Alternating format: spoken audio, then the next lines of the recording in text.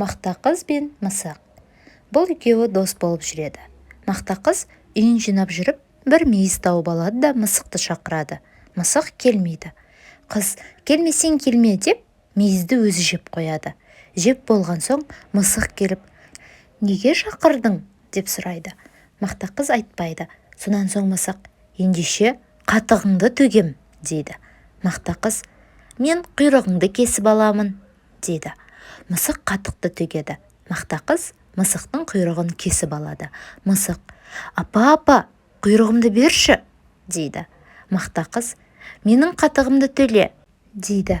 Мысық сиырға барады. Сиыр, маған қатық берші дейді. Сиыр, менің қарным ашып тұр, маған жапырақ әкеліп берші дейді. Мысық ағашқа барып, ағаш, жапырағыңды берші дейді. Ағаш, мен шөлдеп тұрмын, су әкелсең жапырақ беремін дейді. Мысық суға бара жатса, су әкеле жатқан қыздарды көреді. Қыздар, маған су беріңдерші дейді. Қыздар оған, бізге сағыз әкеліп берсең, біз саған су береміз дейді. Мысық дүкенге барады. Әй дүкенші, маған сағыз берші дейді. Дүкенші, маған жұмыртқа бер дейді. Мысық тауыққа барады. Тауық, маған жұмыртқа берші дейді. Тауықтар, бізге дән әкеліп берсең, біз саған жұмыртқа береміз дейді.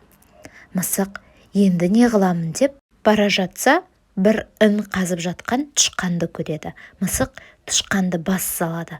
Жаныңның барында айт, үйіңде не бар дейді. Тышқан қорыққанынан, үйімде бір табақ тарым бар дейді. Мысық, маған бір уыс тары бер дейді. Тышқан үйіне барып, бір уыс тары әкеліп береді. Мысық тарын апарып тауыққа береді. Тауық жұмыртқа береді. Жұмыртқаны апарып дүкеншіге береді. Дүкенші сағыз береді. Сағызды апарып қыздарға береді. Қыздар су береді. Суды апарып ағашқа құяды. Ағаш жапырағын береді. Жапырақты апарып сиырға береді. Сиыр қатық береді.